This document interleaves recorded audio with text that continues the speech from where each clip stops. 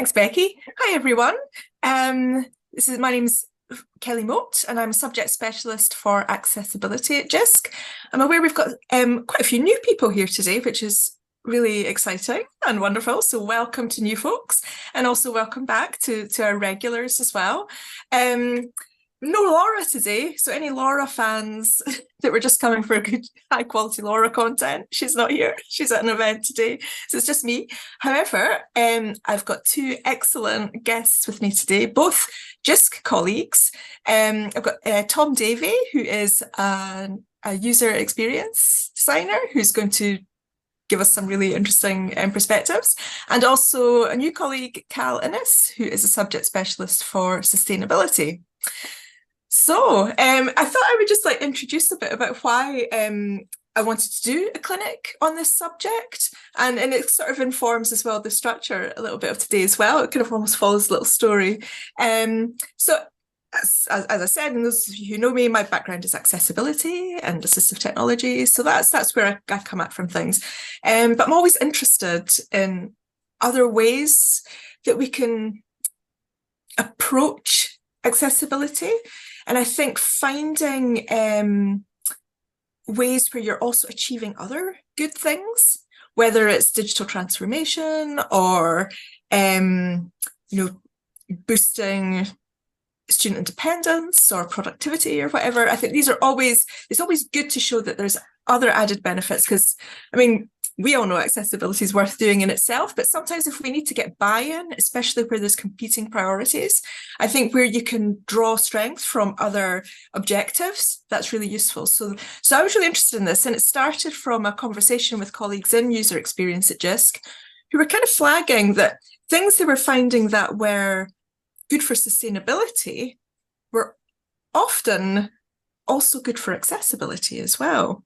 And so that's why we're going to start off today with Tom, who's going to give us a bit of an introduction about how he approaches sustainability and accessibility together.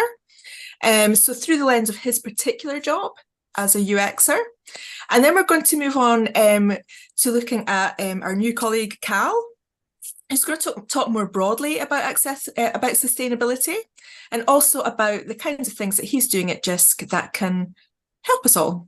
And we'll have lots of opportunities throughout for sharing and asking questions. And what I would like to end up with today is for us to think about where we might want to take this, where we might want to go with this conversation, what we need as a community to get better at all of this, whether it's resources or more conversations, more events. So that's where we'll end with. So just before I hand over to Tom, I'm going to do, seeing as we're in Zoom, we're going to have a couple of poll questions. Just open my polls up here. So first I'm going to ask, so for your organisation, do you have targets around sustainability? And some of you might not know that. It's a hot topic just now. You might hear people talking about how much we want to cut our carbon footprint or achieve, net zero and all this kind of stuff. That would be a sustainability goal. So some of you might know more than others about what's part of that. So thank you. We've got people chipping in there. Just give you a moment anybody else want to just give you a moment to respond? Okay, dokes. So, interestingly, I'll just share that result. So you should be able to hopefully see the results there. So the vast majority of people who've participated in the poll have said that yes, they do. Their organisation has targets for sustainability. No one said no, but a few people said they don't know. So that's quite interesting. Thank you for that. And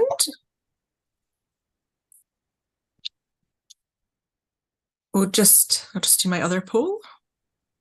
So I'm getting, do you know what I was just going to say? I'm getting better at multitasking, and obviously I got discombobulated. So same question again, But in your organization, do you have targets? Oh, I forgot to edit that one. I've got strategy in there as well. Targets for accessibility.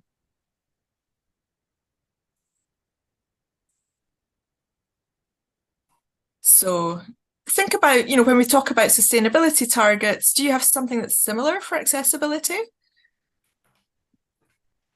And think about as well, are those targets as well defined or, similar? Might they go hand in hand?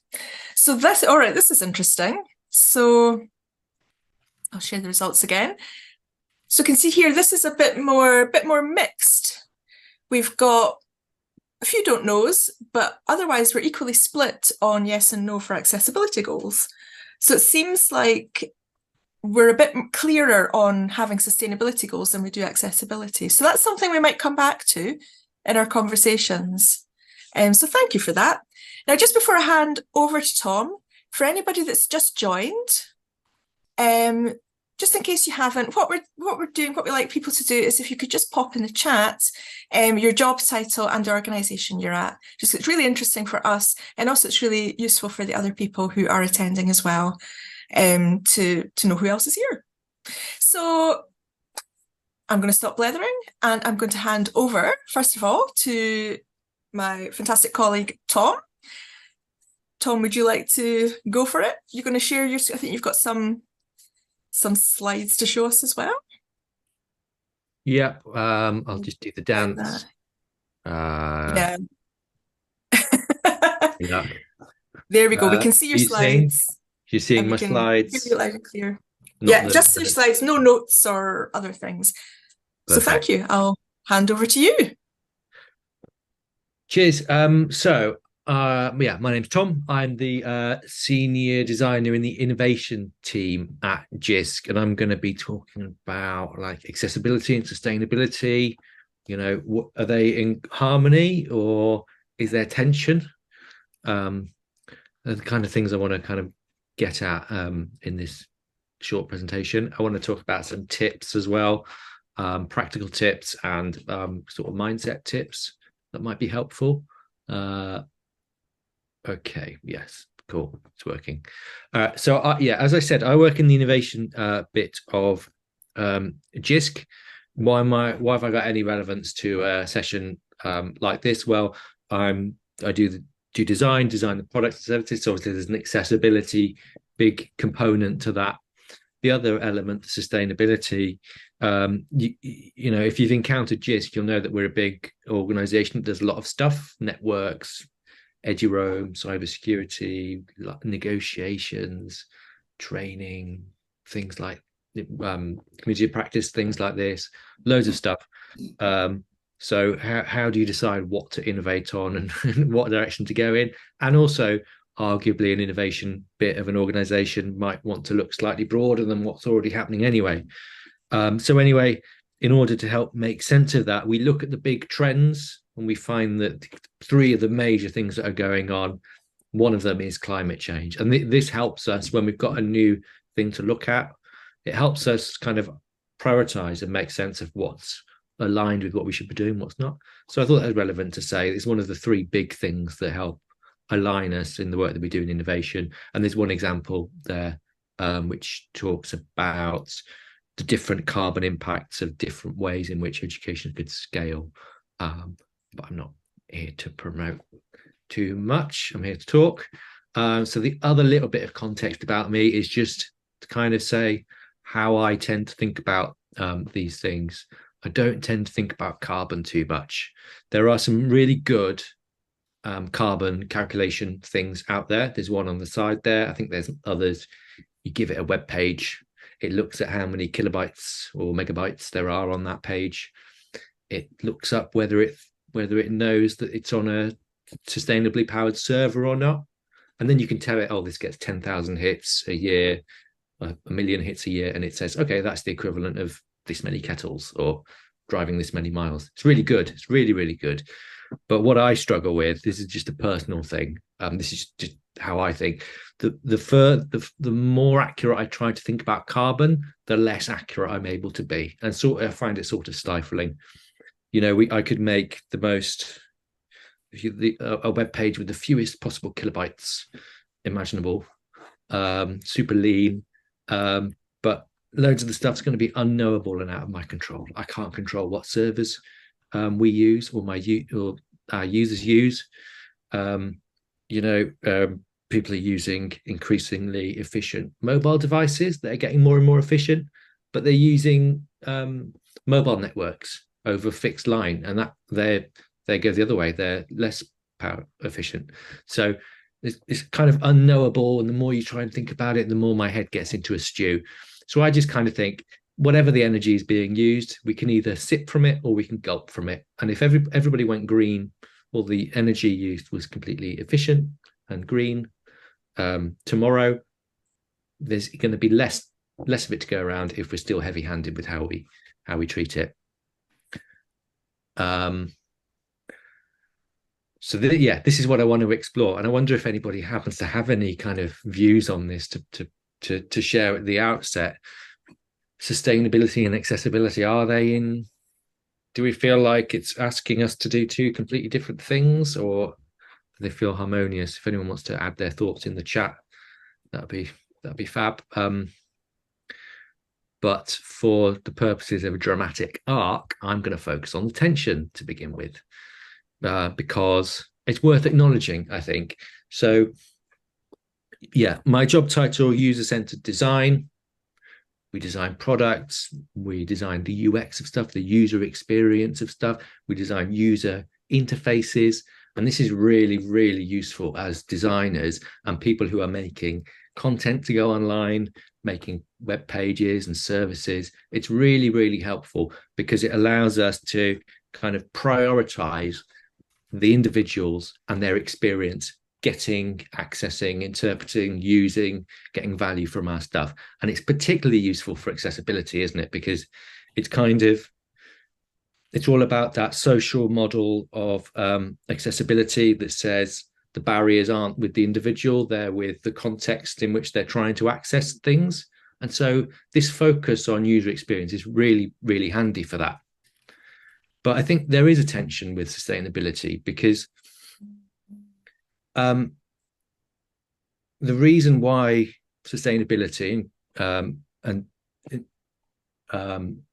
climate change matter is because they don't just affect that small subset of individuals. If you look at that vertical axis, that's kind of covering everything that could possibly be impacted, right? So users are some people, a very small amount of people, actually. It's not the people that used your thing yesterday, it's the people that are using it right now. It's not their kids, it's not their family, it's not animals, it's not wildlife, it's not the planet. It's a really small scope, but climate change impacts all that stuff up the top. And the reason why sustainability matters and is difficult is because it isn't just about the here and now. It's about sort of tomorrow, next week, next year, next decade. So if we add in some of the missing bits from this diagram, we can see user-centered design is really helpful for like working on assets and working out a whole bunch of stuff, but it does kind of set the scope of what we think about a bit, and it sort of leaves quite a lot of stuff off the radar. So I think that's where I'm coming at when I say there is a tension. We have all these ways of thinking that are really useful and really helpful, but they are, by their very nature, focused on quite a small period of time and quite a small set of actors and actants. This diagram, by the way, inspired by Kenneth Bowles. I could want to mention that. So my keyboard doesn't work to navigate slides. So maybe, though, there are some things that we do in that user-centered design that do happen to have impact on those other bits. And that's what I kind of want to explore. The stuff that happens there are things that we do in service of this goal and of this viewpoint that do have an impact, a positive impact on things that happen to be non-users and happen to be, not just the here and now. If people want to share some tips, I'm going to struggle actually, seeing the way that my windows are all like arranged by Zoom. I'm going to struggle to read them out. But if anyone wants to share any thoughts about the stuff that we might do for accessibility or UX that do help with sustainability, then feel free to pop them in the chat, and maybe I'm keeping an eye on the chat, so don't worry. Okay, brilliant. Okay, thanks. Yeah, we've had some tips already, so I can read those out as well. So perfect. And just to kind of group what I'm talking about, and just start off with some of the basics. It's all, from my background and from what I work on, it's kind of web-based, which I feel is a lot of what we deal in. Yeah, maybe we're not always developing websites, but we are producing content for the web and distributing it for the web in large part. So there's not too many of these, and they might be obvious. Some of them, images, question them. That's my first reaction to images. What user need does this image serve? Is it only achievable with an image? For you as the communicator, is the only way of getting this information across in an image? And for me as the receiver, is the only way I can get to this information through an image? Because it could just be that the image is the alternative format. We provide the link, we provide the kind of the text answer, and we can go and access the image if we need it. And when we are using images, we can compress them. There's lots of tools out there. I have this as a habit, have it running, drag and drop whatever image I've just concocted and place it in. And you can see there, this has been running for about a day or something, so save about 40%. So we can compress images in a lossless way and often save a lot. With video, kind of a lot of the same principles apply. Like, is the best way of conveying this information video? And obviously, when we're thinking about accessibility and alternative formats, absolutely video is justifiable and justified. But maybe we think about alternative being the kind of operative word, and it's not the sole route potentially. I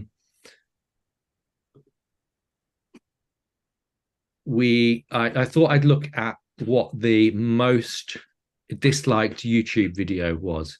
A YouTube video is about 50 megabytes per minute. This video is what they did for sort of like their rundown of the year 2018 or something, 2017. It's the most disliked video ever. I don't know why. As you can see, there's a little baby shark routine in the middle of it. 50 megabytes per minute, 8 minutes, 20 million dislikes, just counting the dislikes. That's 8 petabytes. 8 petabytes of information had to be sent for the end product to be a dislike button pressed 20 million times. I think we could probably achieve the same outcome with a lot less energy being spent. But YouTube is a really interesting place to look as well, because we say video and we think there's only one way to do video, but maybe there aren't. YouTube's quite good and quite lean in the way that they deliver stuff. You'll notice it doesn't really buffer all the way along, because that costs them so much money. It buffers just the bit ahead of where you are. So maybe there are alternative video players that we could use to provide our video content.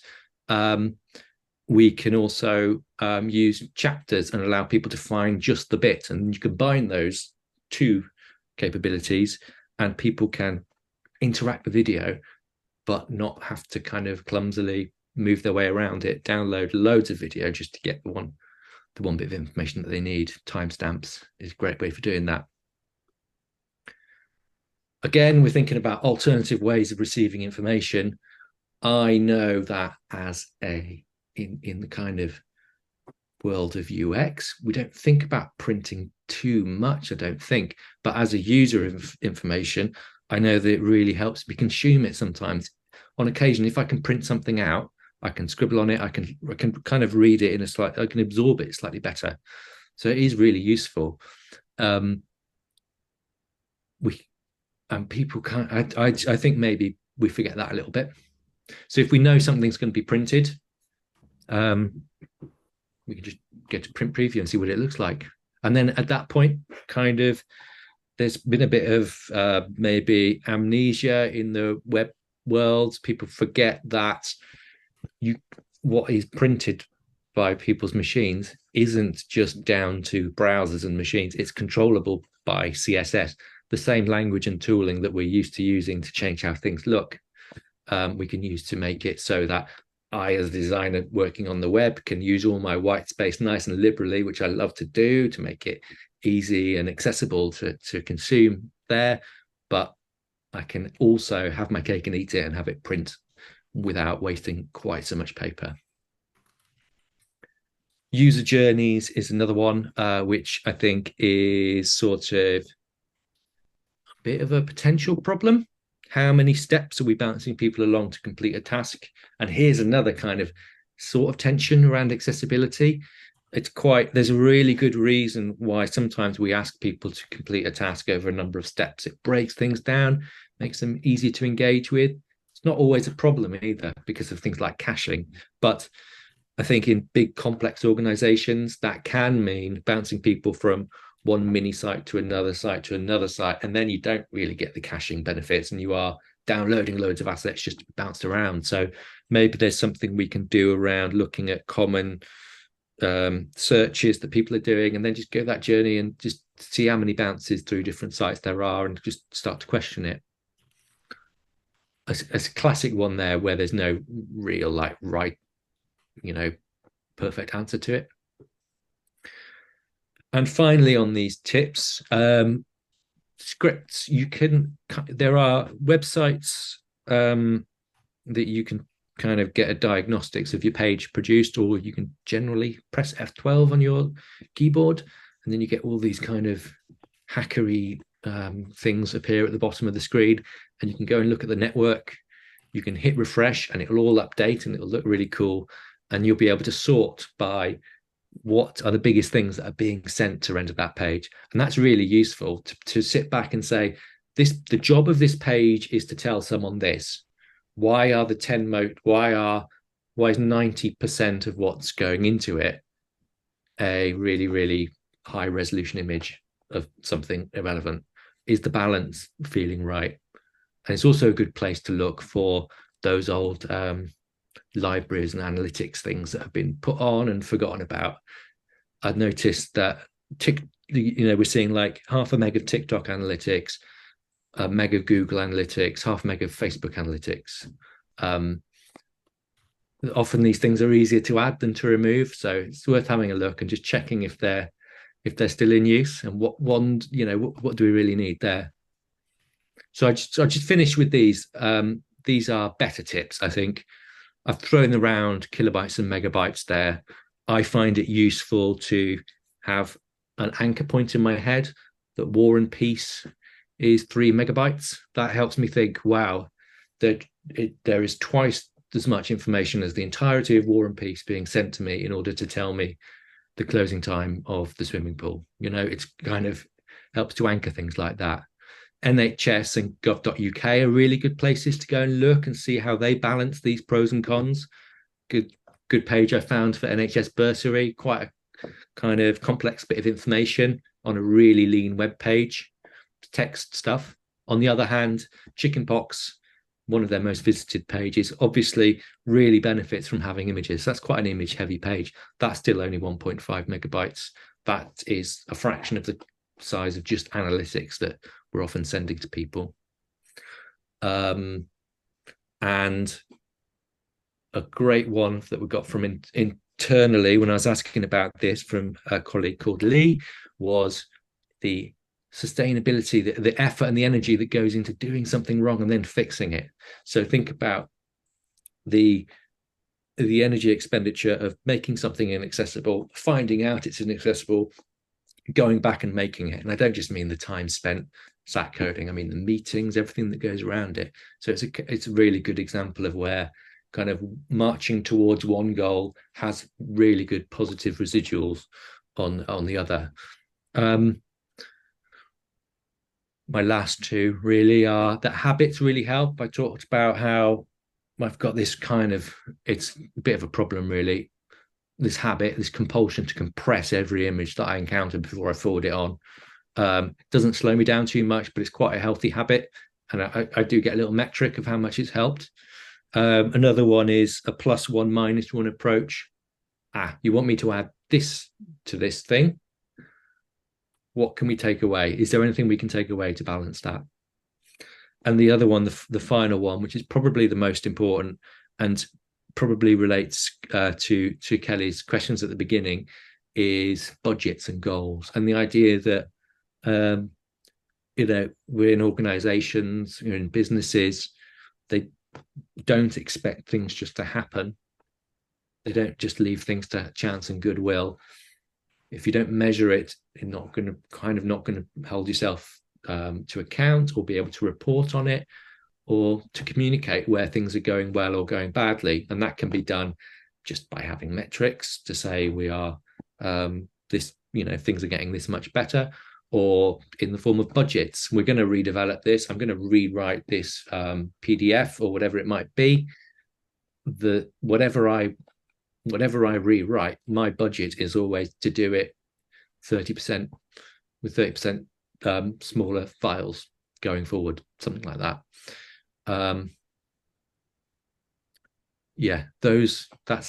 I've rattled through it and I've used up quite a lot of time, so I'll stop there.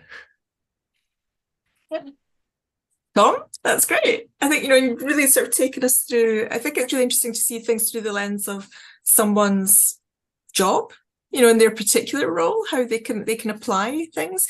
Well, so while you're talking there, you did ask for people to drop some thoughts or tips into the chat, and we've had a few there. And what's good, we actually had the man, the legend himself, Lee, is here, and he's mentioned what you picked up on there about how if you have embedded accessibility from the start, which is something we would always recommend, then that's more sustainable, because going back and retrofitting things, that's using more energy. So that's another argument for getting things right from the start.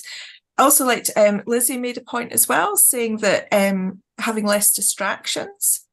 So again, nice, clean, kind of elegant, non-fussy design is what we'd often associate with more accessible design, with less distractions. And then that also chimes in with what you were saying about having unnecessary images. I wanted to bring up the things that a couple of things really piqued my interest when we first started having conversations around this. And one was just as simple as using really bright, like kind of almost fluorescent colors, uses a lot of energy. It's also not that easy on the eyes, and it can cause problems with contrast. So having nice kind of darker colors that have good contrast, that's something that is quite easy for a lot of people to do. And another thing that I really like as well is when Laura and I are doing collaborative work or workshops, we tend to just use something. If we want to get people's thoughts, we use the chat box, or we use, if we want to keep it, we use something like a Google Doc. So it's nice and accessible. You can have it in kind of, darker colors, dark mode. Sorry, I don't know if you heard that. My cat just knocked something over. It's also, Google Docs only is kind of as big as you need it to be, whereas I find it quite difficult to use, kind of very fancy, I know some people love it, but, interactive whiteboard software where there's lots of colors, it's kind of limitless. It can have a lot of accessibility problems, but it's also using a lot more energy as well. And just to finish up, I thought that's an interesting note from Heather, saying that in the days of modems and dial-ups, there was a real incentive to make pages that wouldn't, take ages to load. And maybe we should think about that again.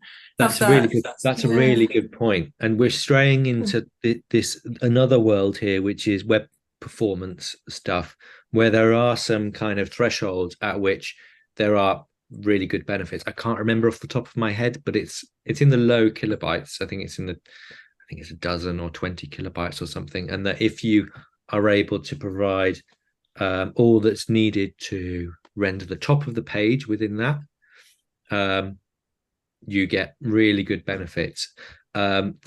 there are there's lots of information about this kind of thing, and a lot of it gets really technical. But it's about finding where people are even more motivated to nail these things, and that is in the world of e-commerce, where shaving a second or half a second off how long a page takes to load generates thousands and millions of pounds for e-commerce places. So there are a lot of people who are putting a lot of effort into really squeezing the way that browsers work and using as little energy as possible to meet people's needs as quickly as possible. And it's off to the side of what we do, and it's in the world of e-commerce. Yeah. So another top tip there. I think this is, I mean, what we really want to do to be sort of, it's like in the start of a conversation, we can start collating all these little tips. Thank you so much, Tom. It was really interesting. I'm going to hand over now to Cal. I've got the slides up. I'm being the Debbie McGee to Cal's Paul Daniels today, and I'm doing the slides. Are you there, Cal? Hello. Yes, Kelly, and hello everyone. Yeah. No problem. I've got to apologise from the offset. So I've got a bit of a cold today, so if I do break into a sneezing fit or anything like that, that's what it is. But yeah, I just a great opportunity to build on a lot of the stuff that Tom's covered there from a UX point, but just sort of maybe broadening the conversation up into sort of wider areas of the digital sphere, really, and how digital accessibility and digital sustainability, how these two worlds collide, really. They're often things that exist in two separate silos within an organization. So really just an opportunity to explore ways in which both can be factored into our policies and ultimately our actions as an organization, really. Can I get the next slide, please, Kelly? So yeah, just a quick introduction to myself. I'm Cal Innes. I'm the subject specialist at JISC as part of the advice team. Basically helping people from FE and HE with everything to do with sustainability, particularly digital sustainability. And that's my email address there as well, if anyone does want to reach out after this. So yeah, a big thing that always comes up within most things to do with sustainability within sort of an organizational setting is ESG. Does anyone know what ESG stands for? I'm sure there'll be lots of you who want to maybe put in the chat, or if you're feeling brave and you don't know and you want to guess.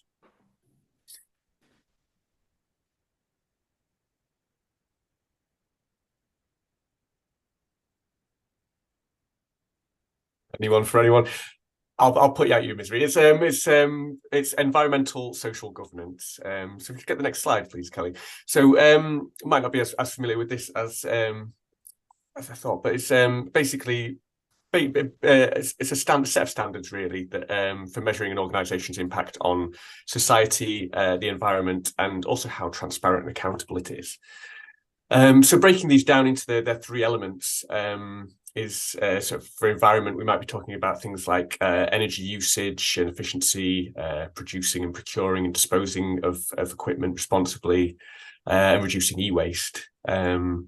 We might also be talking in terms of social aspects of the digital world, things like inclusivity and diversity, user-centered design, accessibility education, things like this.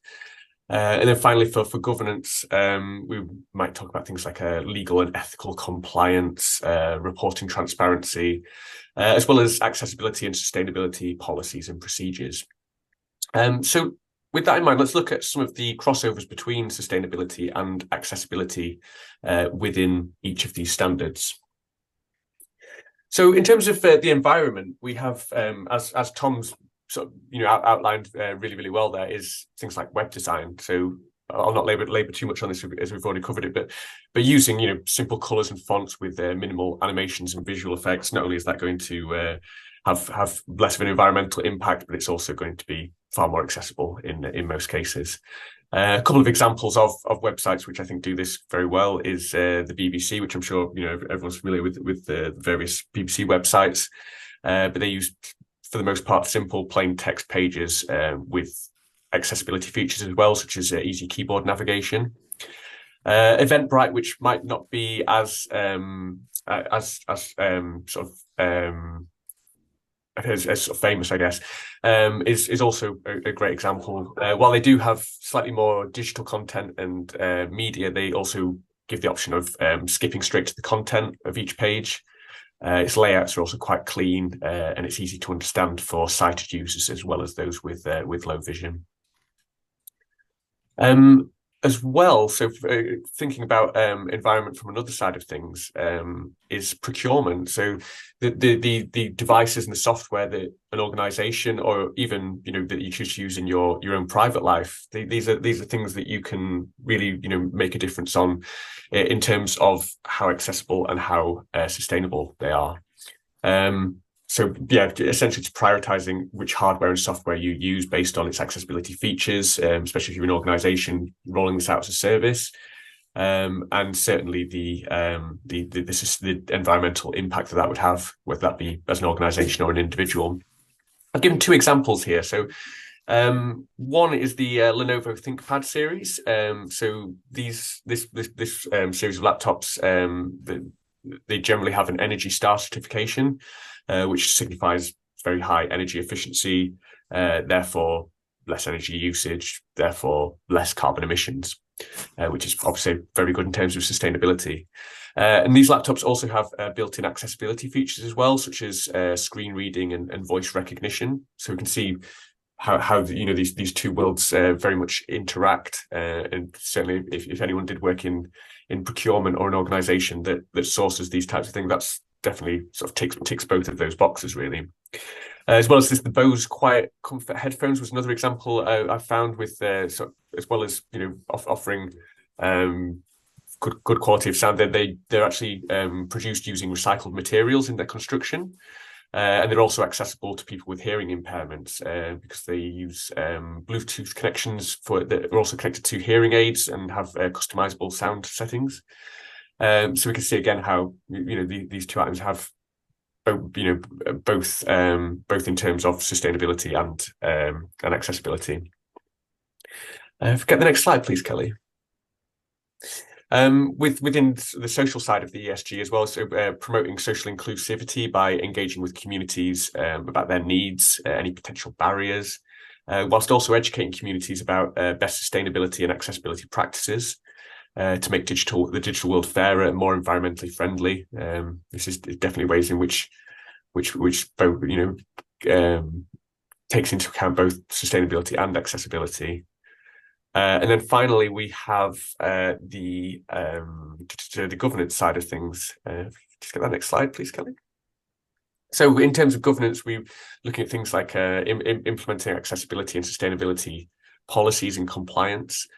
And within this, which I think is really, really important, I'll touch on it a little bit later in a bit more details, is basically ensuring that sustainability considerations are factored into accessibility policies and procedures, and also vice versa, really. It's as I say, I think that often these things exist within individual teams within an organization. So you'll have one that's prioritizing accessibility, one that's prioritizing sustainability, and often these two exist within a sort of a silo within their own teams, really. But I think one way in which we can make a positive change is by trying to factor in both elements of those within each part of an organization.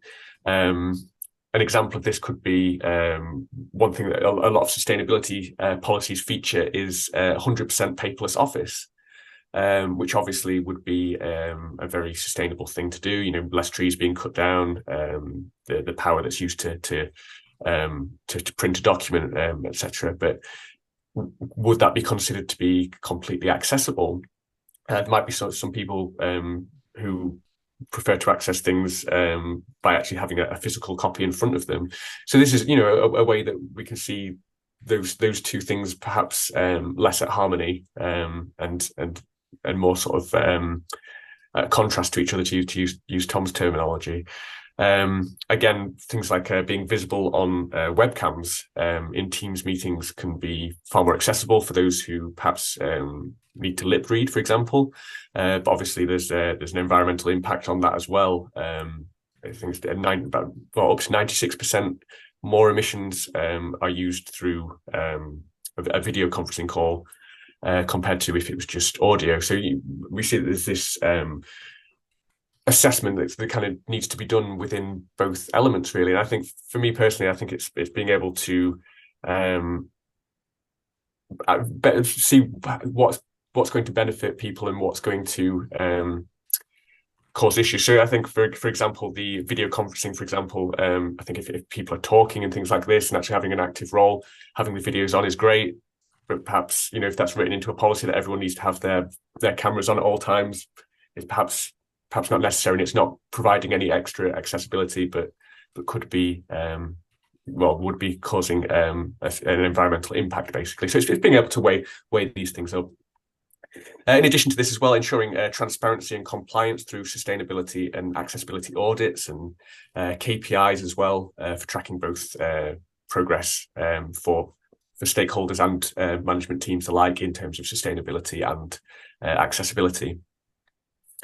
And then I've just got one, so this was quite a nice diagram, really, just to show ways in which it's not just a case of creating that you're using and procuring the greenest software or the most accessible software, but also making that software and hardware work for us, really. So on this left-hand side, we've got green IT. So this could be things like access, software or hardware which is using the least, or creating the least amount of emissions.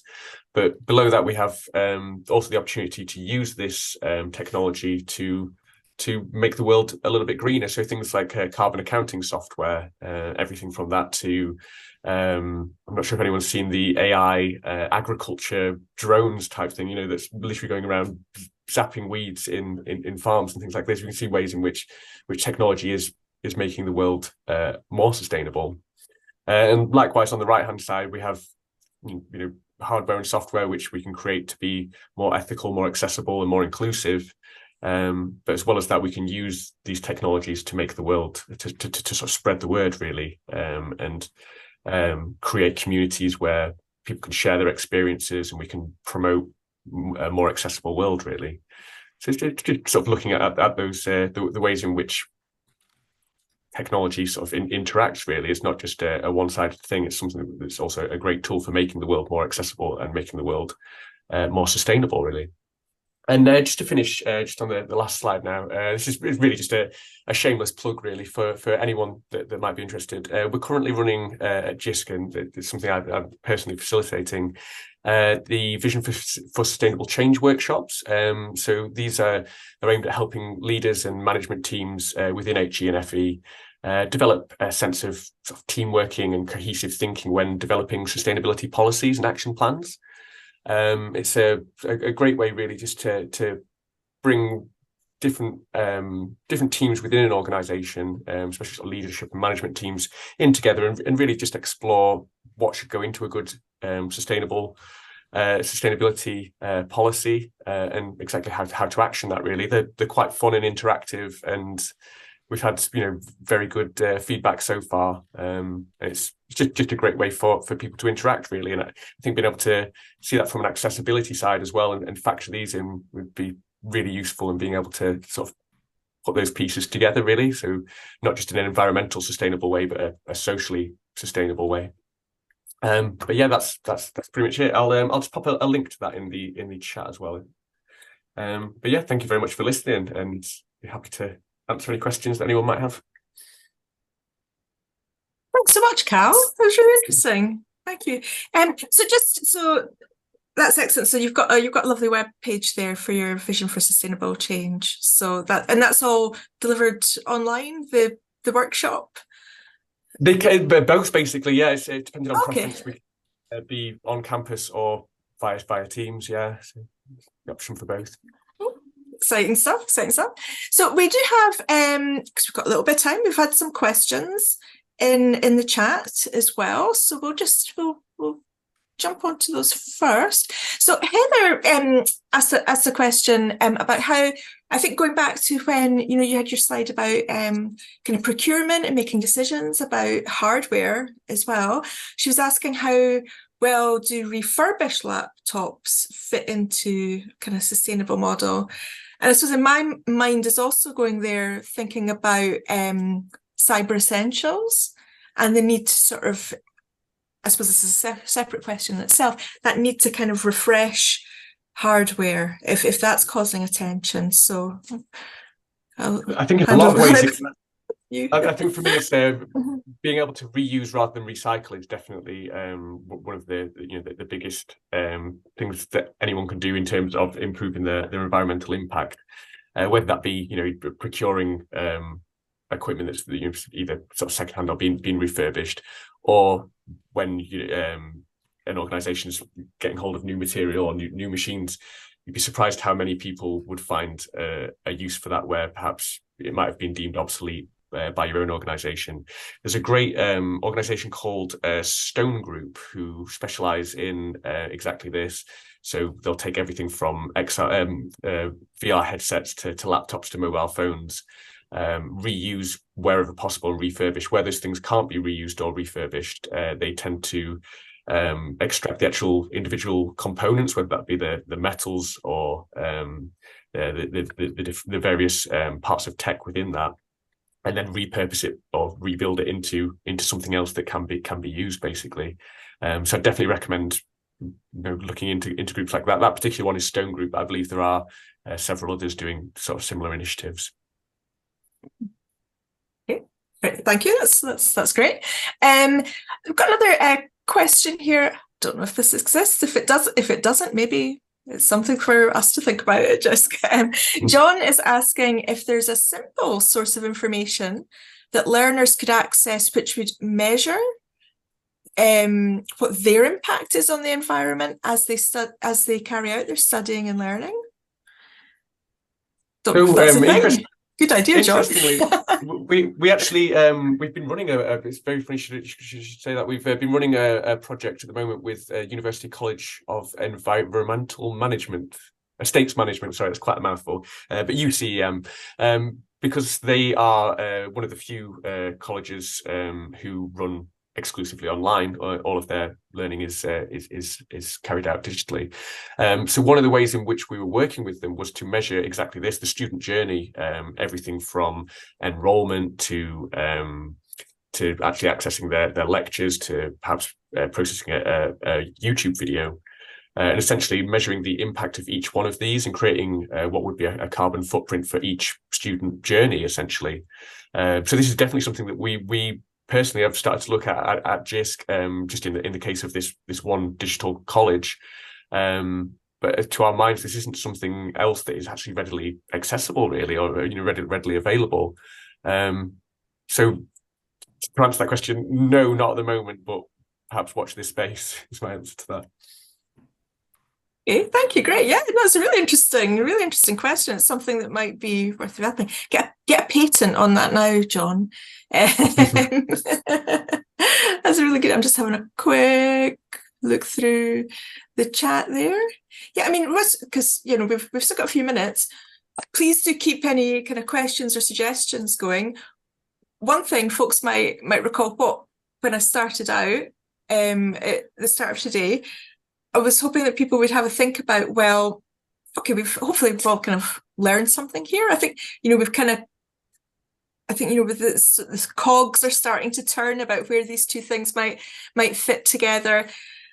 And so I'm wondering as well, what would help? Like what would be useful to people in terms of getting started with getting these two objectives working together? And I mean, I was even wondering, I'm just going to kick off as really, I mean, I know this is sort of like, theoretically like my clinic, but I really want to learn about this. This is why we're having this. And I think maybe some kind of simple, like, top 5 tips or something, top 5 things. So going back to, and I'm sure we would have 5 from this, even just from this clinic, from Tom and Cal and from the chat, top 5 tips for things you can do today that would help with both accessibility and sustainability. I think that would be really useful. I don't know if people would be interested in seeing any examples of things like policy. I'm really interested in where the two, if you've got strategies or policies where they can come together, and you can use bits of both. I don't know, is any from people who are here, any things that you would find useful?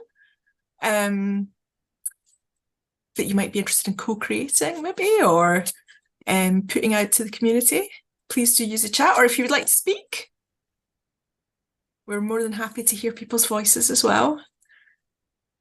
Don't just have to hear mine. I know that just while people are thinking, I think the thing I'm really interested to reflect on as well is going back as well to when Tom was talking about how it's different mindsets of that, thinking about a single, well, not a single, but like a small group of users who are humans, and but they are specifically people who are using your content, and then thinking about the much bigger picture, because I think I hadn't really appreciated that before, because I kind of thought, oh, well, accessibility is good for everybody, it's good, we are thinking about the future and making things better, but actually it is kind of a different way of thinking about it. So we've got a comment here from Lee. I think ensuring business analysis and UX are done first before building something, to ensure you're only building things that are needed by and work for their users. Yeah, I mean, nobody needs more sort of digital landfill, I like to call it. I think it's so easy now to record things and to put them on YouTube or to create things. It's that thing of, should we? Maybe we should think about this before we put it out there. And Lee is carrying on there, ensure the design and build of that digital service is sustainable and accessible from the start. Wise words, Lee. Thank you for that. In addition to that as well, from a sustainability point of view as well, is being able to sort of retroactively go back over a lot of the things within your cloud storage and just really ask yourself, is it needed? Is it being used? I think it's I can't remember the exact figure, but it's well over 80% of all of the things that exist on an organization's cloud just are never accessed once and never again. When you think of this as like large videos like this, you start to realize there's a lot of redundant material there, which is just taking up space and creating emissions. Really, there's just no need for them to be there. So I think being able to retroactively go back is definitely something that people could do, and it's definitely make a difference. Yeah, I think that's absolutely, and actually, just as you started saying that, so Heather's popped in the chat as well, like about data cleansing rather than keeping. I've stolen your idea, Heather. Sorry. No, I think it shows sort of great minds there. It's like she's going to think, she's saying we seem to keep things until the storage bursts, is about to burst, and it's just because going way back to when I first started at JISC and we were talking about. The accessibility regulations were coming in. We're like, okay, how do we do this? Like, what can people do? And what I would always start with is the first thing to do is have a clear out, bin all your content that you're not using, that's just taking up space. And I was thinking of it from the point of view of that's just increasing your risk, because you've just got tons of content that is inaccessible and there's no need for it to be there, so get rid of it. And then you can focus on the important stuff. But actually that works for sustainability as well. So that's another tip we can add. And I hope I pronounced your name correctly. Bouquet? Is it Bouquet or Bouquet? You might have to grab the mic and tell me if I've got that wrong. Absolutely beautiful name. We'd be interested in seeing an example of a good ESG policy or strategy that encapsulates both with clear targets. Oh, that sounds very exciting. That would be lovely. That would be great to see. Maybe, and she's saying as well, if not part of a working group, drawing one up. Because I'm thinking about, again, for accessibility, something the UK government does is it produces a template for accessibility statements. And that's, helpful to people because it shows this is what it's meant to look like. I mean, yours will look a bit different, but this is it gives people a good guideline. Sometimes you need to know what, a proper one looks like. And you've got some likes there as well. So, I think that does sound really interesting. I think that would be to give people practical examples. So that sounds really good. Well, we'll put your name on the list for being part of that. And you've got some likes there. You might have some people there who want to join in. So I think we're just about to close up. We're only got a minute to go.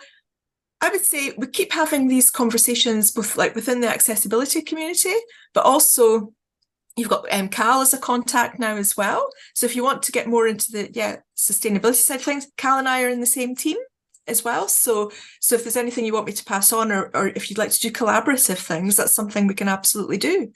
So please do that. And thank you so much for coming along today, folks. I feel like I've learned a lot, and I feel like, more ideas are starting to come in. I think as we sort of move along. Huge thanks to both Tom and Cal for helping today and sharing their insights, their knowledge. And obviously everybody who's come along and participated and shared in the chat as well. Our next drop-in clinic will be on Wednesday, the 1st of November at 12:30. And we've got a really good one lined up. But if you're on the JISC mail for accessibility or assistive technology, or in our Teams chat, Teams communities, you'll find out what it's about. I'm not telling you yet. So hope to see you next time. Thanks everybody.